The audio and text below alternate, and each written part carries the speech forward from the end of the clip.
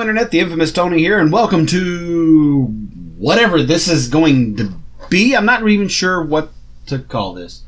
I recently uploaded a video on my channel January 1st at midnight Central Standard Time, and it featured some green screen effects that I was trying out for the first time ever on my channel. Never have I done any sort of green screen effects. I can't even word today. But I did want to try it out just as something new, and of course, one of my friends got on and decided to make a request for a video. So I'm going to try to show you guys in as best I can words how I did the green screen effect, and of course, yes, I realize it wasn't perfect and it needs a little bit of work, but yeah, that's what I'm going to try to do in this video. Now, a traditional green screen, of course, you can go online and purchase a green screen for... Yeah, you can purchase a green screen online for about $50, depending on how nice of a green screen, how good of a green screen, or how large of a green screen you want. There are some that sell for much cheaper than that. I don't know how well they work. The lowest price one I've ever seen was for about $8.45. I don't think that's a very large one, but of course it is. Yeah, it's like 7 foot by 5 foot. So, I mean, it's a decent size one. But what I'm going to do in this video is I'm going to show you guys how I made my own green screen for, well, less than $10.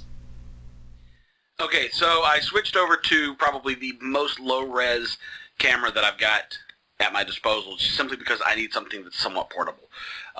So yeah, there's weird stuff going on in here, and of course, this is kind of how the secret, the magic of what happened. So, as I said, I was trying to create a green screen effect using as little money as I could possibly come up with. And of course, I didn't want to order anything online, of course, pay shipping and wait for it to come in.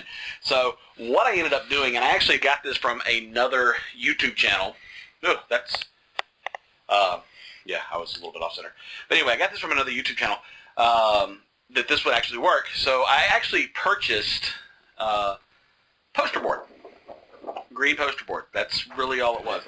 So what I did was I took this lovely green poster board and I taped it together. Now, I've read in places that you can actually use the neon green duct tape for this project, and of course I didn't try that. In my experience, if you have a really good camera and really good editing software, and the chroma key that you're using or the chroma key processor, whatever filter thing, is really good, then yeah, you can get away with doing that because, you know, better quality stuff, better quality videos, right? I'm going to try to kind of give you an idea, and I taped it all on the back side to make sure that there was no shine anywhere on the thing. That's half of it. It unfolds another this way, and it's bigger than that. But I'm going to actually switch back to my better camera so that you can kind of see other stuff as well. Okay, so now that you've seen how the screen itself was put together, let's talk about a stand for it. Now, of course, if I was planning on keeping this room behind me as my office, which obviously there's junk over here and there's junk over here, and of course, you know, holidays happened and stuff happens, but this room will actually be changing here pretty quick and become a nursery once I get all my stuff out of here, which is a project I'll be working on later today. But if I was going to leave this as my office and my recording area, well, then I would recommend just attaching your green screen to a flat wall, which would actually probably be the easiest way to do this and the most practical. However, since I don't have that luxury, I had to come up with a very interesting way to hang my green screen so that we could properly light it, and, well, let's just get on with it, shall we? Okay, so, like I said, since I didn't have anything really to hang my green screen with, I had to get kind of creative. So, thankfully, I have not one, but two camera tripods. So let's go ahead and set these guys up.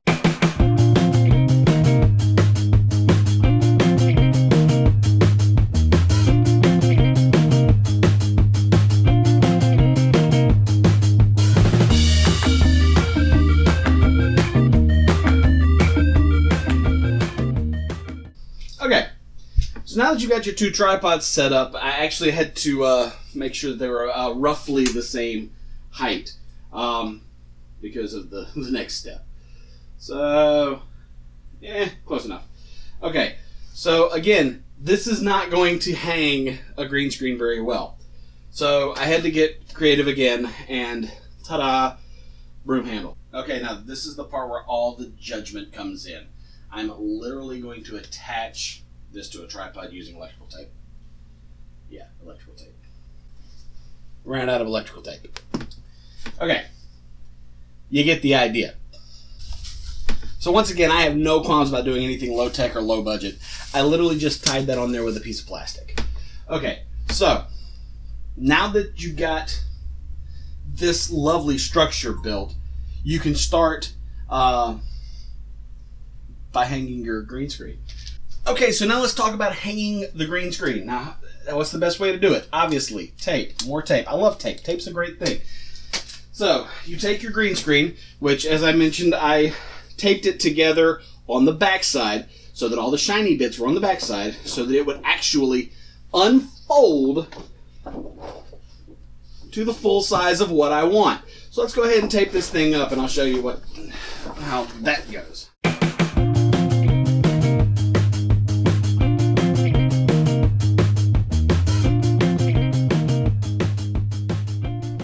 So of course, as I mentioned, super low tech and super low budget. Now to show you how it works. Okay, so here's the green screen behind me, as you can see. Now, of course, I didn't fill the area with the green screen because I wanted to leave enough of that so that you guys can see that it's the green screen that's doing most of the work. Now, as you can tell, there's some spots that are right here that are not completely flat. Now, that problem would be solved by attaching it to a wall, taping it down solid, or whatever the case may be, or by simply having a better setup to hang this thing up with. I don't have all that at my disposal, so this is my improvisation. Improvisation? Is that even a word? For how I hung my green screen. There are some other little things that if I had more room to work in, it wouldn't be an issue, but the legs for the tripods cause it to kind of bow over here and over here. But all in all, it works pretty well. And as you can see, it gets the job done. Now, there may be a little bit of some areas that you can obviously see that aren't 100%. And of course, when I move my hand in front of it, there's going to be this weird hazy outline of where the green screen should be. Now, a lot of that can be eliminated by lighting. Better lighting in certain areas. That actually is not even plugged in. So having a lamp off to the side for fill light, having a light behind you to kind of illuminate the green screen a little bit better, those types of things can actually help to make your green screen a little flatter and a little bit easier to work with. Also, a better camera would eliminate this. But all in all, that's how I set up my green screen. And yeah. Like I said, it was my first time to try it, and I wanted to try something new, so there you go. And that is green screen on a massive budget. Now, of course, the reason why it was so cheap for me, I already had two tripods. Broom handle I just literally stole off of a broom 5 seconds ago. And then, of course, the only thing that I actually had to buy was the poster board. So, it is what it is.